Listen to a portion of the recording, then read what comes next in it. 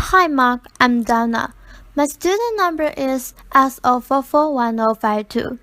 Today I'm going to read a speech delivered by Johann. And the title is Everything You Think You Know About Addiction is Wrong. I'm freshman at NCUE. One of my earliest memories is of trying to wake up one of my relatives and not being able to. And I was just a little kid, so I didn't really understand why. But as I got older, I realized we had drug addiction in my family, including later cocaine addiction. I've been thinking about it a lot lately, partly because it's not exactly 100 years since drugs were first banned in the United States and Britain, and will it impose that on the rest of the world. It's essential since we made this really hateful decision to take addicts and punish them and make them suffer, because we believe that would deter them, it would give them an incentive to stop. And a few years ago, I was looking at some of the addicts in my life who I love, and trying to figure out if there was some way to help them. And I realized there were lots of incredibly basic questions I just didn't know the answer to, like what really causes addiction? Why do we carry on with this approach that doesn't seem to be working? And is there a better way out there that we could try instead?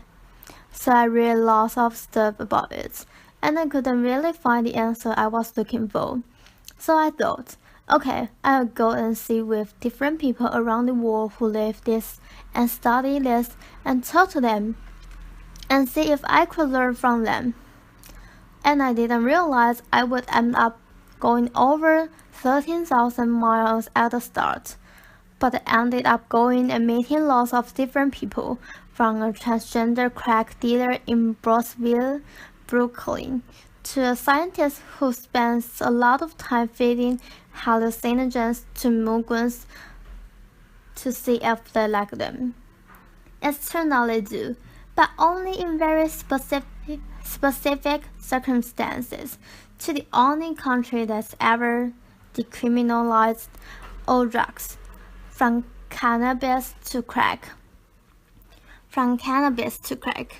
Portugal.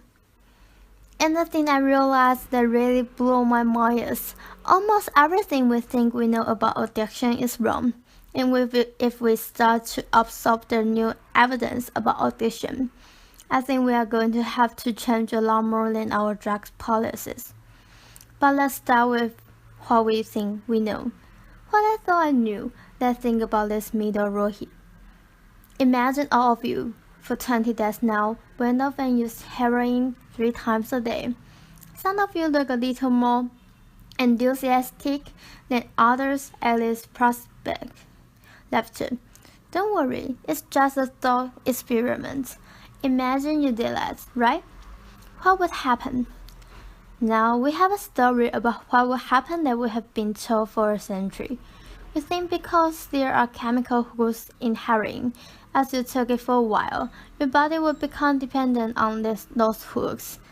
You start to physically need them, and at the end of those 20 days, you'd all be heroin addicts, right? That's what I thought. First thing that alerted me to the fact that something not right with this story is when it was explained to me. If I step out of this taco today and I get hit by a car and I break my hip, I will be taken to hospital and I will be given lots of diamorphins. Diamorphin is heroin. It's actually much better heroin than you are going to buy on the street, because the stuff you buy from a drug dealer is contaminated. Actually, very little of it is heroin, whereas the stuff you get from the doctor is medically pure, and you will be given it for quite a long period of time. There are lots of people in this room. You may not realize it. You have taken quite a lot of heroin. And anyone who is watching this anywhere in the world, this is happening. And if what we believe about addiction is right, those people are exposed to all those chemical hooks. What should happen? They should become addicts. This has been studied really carefully. It doesn't happen. You will have noticed if your grandma had a hip replacement, she didn't come out as a junkie. That's true. And when I learned this, it seemed so weird to me. So contrary to everything I'd been told, everything I thought I knew, I just thought it couldn't be right until I met a man called Bruce Allensider. He's a professor of psychology in Vancouver who carried out an incredible experiment. I think really helped us to understand this issue. Professor Allensider explained to me the idea of addiction we have all got in our heads. That story comes partly from a series of experiments that were done earlier in the 20th century. They're really simple. You can do them tonight at home if you feel a little sadistic. You get a rat and you put it in a cat and you give it 2 water bottles. One is just water and the other is water laced with either heroin or cocaine. If you do that, the rat will almost always prefer the drunk water and almost always kill itself quite quickly. So there you go, right? That's how we think it works. In the 70s, Professor Allensider comes along and he looks at this experiment and he noticed something. He said, "Oh, we are putting the rat in an empty cat. It's got nothing to do except use these junks. Let's try something different." So Professor Allensider built a cat that he called Red Puck, which is basically heaven for rats. They've got lots of cheese. They've got lots of colored balls. They've got lots of tunnels. Crucially, they have got lots of friends. They can have lots of sex. And they have got both the water bottles, the normal water and the drugged water. But here's the fascinating thing. In Red Park, they don't like the drug water. They almost never use it. None of them ever use it compulsively. None of them ever overdose. You go from almost 100% overdose when they are isolated to 0% overdose when they have happy and connected lives. Now, when we first saw this, Professor Allensider thought maybe this is just a thing about rats. They are quite different to us. Maybe not as different as we'd like, but But fortunately, there was a human experiment into the exact same principle happening at an exact same time. It was called the Vietnam War. The Vietnam War in Vietnam, 20% of all American troops were using lots of heroin. And if you look at the news reports from the time, they were really worried because they thought, my God, we are going to have hundreds of thousands of junkies on the street of the United States when the war ends. It made total sense. Now the soldiers who were using lots of heroin were followed home. The archives of General Psychiatry did a really detailed study on what happened to them. It turned out they didn't go to rehab. They didn't go into withdrawal. 95% of them just stopped. Now, if you believe the story about chemical hooks, that makes absolutely no sense. But Professor Allensider began to think there might be a different story about addiction. He said, what if addiction isn't about your chemical hooks? What if addiction is about your cat? What if addiction is an adaptation to your environment? Looking at this, there was another professor called Peter Cohen in the Netherlands who said, maybe we shouldn't even call it addiction. Maybe we should call it bonding. Human beings have a natural and innate need to bond, and when we are happy and healthy, we will bond and connect with each other. But if you can't do that, because you are traumatized or isolated or beaten down by life, you will bond with something that will give you some sense of relief. Now, that might be gambling, that might be pornography, there might be cocaine, there might be cannabis. That you will bond and connect with something because that's our nature. That's what we want as human beings. And at first, I find this quite a difficult thing to get my head around. But one way that helped me to think about it is, I can see I've got over by my seat a bottle of water, right? And looking a lot at lots of you, and lots of you have bottles of water with you. Forgot the drugs. Forgot the drugs were totally legally. All of those bottles of water could be bottles of vodka, right? We could all be getting drunk, and might after this laughter, but we are not now because we have been able to afford the approximately gallon pounds that it costs to get into a tattoo. I'm guessing you guys could afford to be drinking vodka for the next 6 months. 6 months. You wouldn't end up homeless. You are not going to do that, and the reason you are not going to do that is not because anyone's stopping you. It's because you have got bonds and connection that you want to be present for. You have got work you love, you have got people you love, you have got healthy relationship, and a core part of addiction. I came to think, and I believe the evidence suggests, it's about not being able to bear to be present in your life. Now, this has really significant implications. The most obvious implications are for the war on drugs. In Arizona, I went out with a group of women who were made to wear t-shirts saying I was a drug addict, and go out on chain gangs and dig graves while members of the public jeered at them. And when those women get out of prison, they are going to have criminal records. That means they'll never work in the legal economy again. Now, that's a very extreme example. Obviously, in the case of the chain gang, but actually almost everywhere in the world we treat addicts to some degree like that. We punish them, we shame them, we give them criminal records, we put barriers between them recognition. There was a doctor in Canada, Dr. Gabor Matet, an amazing man, who said to me, if you wanted to design a system that would make addiction worse, you would design that system. Now, there's a place that decided to do the exact opposite, and I went there to see how it worked. In the year 2000, Portugal had one of the worst drug problems in Europe. 1% of the population was addicted to heroin, which is kind of mind-blowing. And every year, they try the American way more and more. They punish people and stigmatize them and shame them more. And every year, the problem got worse. And one day, the Prime Minister and the leader of the opposition got together and basically said, look, we can't go on with a country where we are having ever more people becoming heroin addicts. Let's set up a panel of scientists and doctors to figure out what would genuinely solve the problem. And they set up a panel led by an amazing man called Dr.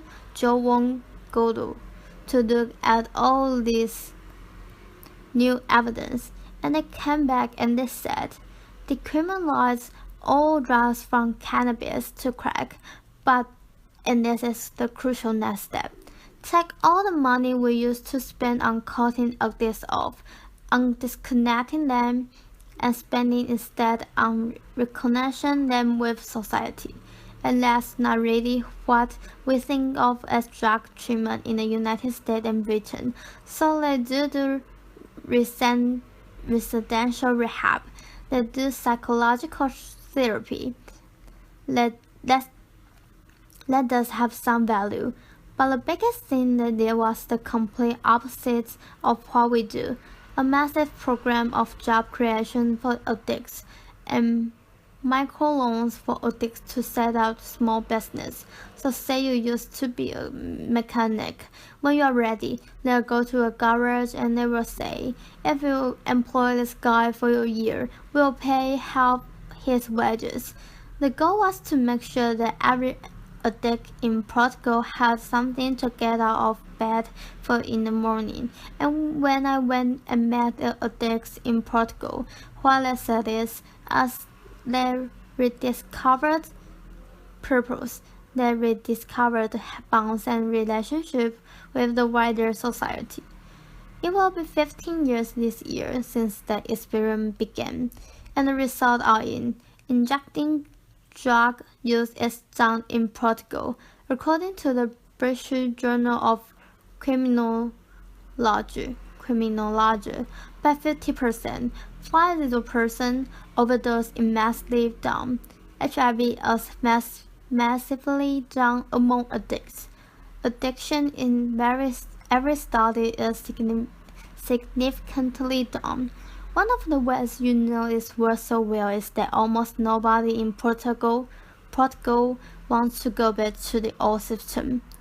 Now the political implications.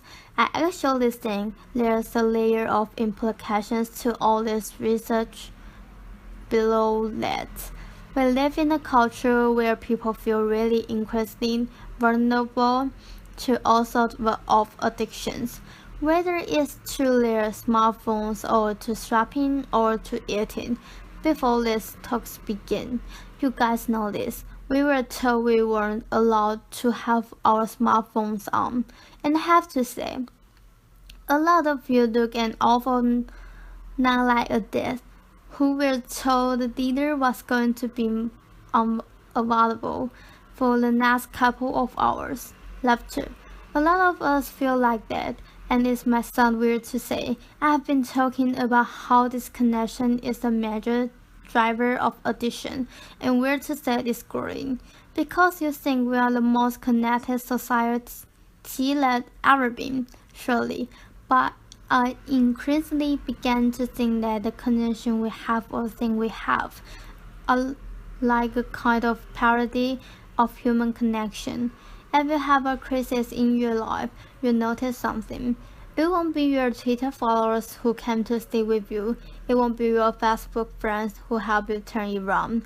It'll be your flesh and blood friends who you have deep and nuanced and face-to-face relationship with. And there's a study I learned about from Bill McCabe, the environmental writer, that I think tells us a lot about this. It looked at the number of close friends the average American believes that can go on in a crisis. The number has been declining steadily since the 1950s. The amount of floor space an individual has in their home has been steadily increasing. And I think that's like a metaphor for the choice we have made as a culture. We have traded floor space for friends.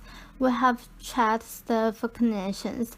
And the result is we are one of the loneliest societies there has ever been. And Bruce Alexander, the guy who did the Red Park experiment, says, we talk all the time in addiction about individual recovery, and it's right to talk about that. But we need to talk much more about social recovery. Something's gone wrong with us, not just with individuals, but as a group. And we have created a society where, for a lot of us, life looks a whole lot more like the isolated couch and a whole lot less like Red Park. If I'm honest, this isn't why I went into it. I didn't go into the discovery, the political stuff, the social stuff. I wanted to know how to help the people I love. And when I come back from this long journey and I learned all this, I look at the addicts in my life. And if I really candid, it's hard loving an addict. And there's going to be lots of people who know in this room you are angry a lot of time, and I think one of the reasons why this debate is so tragic is because it runs through the heart of each of us, right? Everyone has a bit of them that looks at an addict and thinks, I wish someone would just stop you, and the kind of scripts we are told for how to deal with the addiction in our life is typified by, I think, the reality show Intervention. If you guys have ever seen it, I think everything in our life is defined by reality TV. But there's another tech tool. If you have ever seen the show Intervention, it's a pretty simple premise. Get an addict, all the people in their life, gather them together, confront them with what they are doing, and let's say, if you don't shut up, we are going to cut you off. So what they do is they take the connection to the addict, and then certain years they make it contingent on the addict behaving the way they want. And I began to see why that approach doesn't work, and I began to think that's almost like the importing of the logic of the drug war into our private lives. So I was thinking, how could I be Portuguese? And what I have tried to do now, and I can tell you, I do it consistently, and I can tell you it's easy. It's to say to the addicts in my life that I want to deepen the connection with them, to say to them, I love you whether you are using or you are not. I love you, whatever state you are in, and if you name it, I will come and sit with you because I love you and I don't want you to be alone or to feel alone. And I think the core of that message, you are not alone, we love you, has to be at every level of how we respond to addicts, socially, politically, and individually. For 100 years now, we have been singing war songs about addicts. I think all along we should have been singing love songs to them because the opposite of addiction is not sobriety. The opposite of addiction is connection. Thank you. Applause.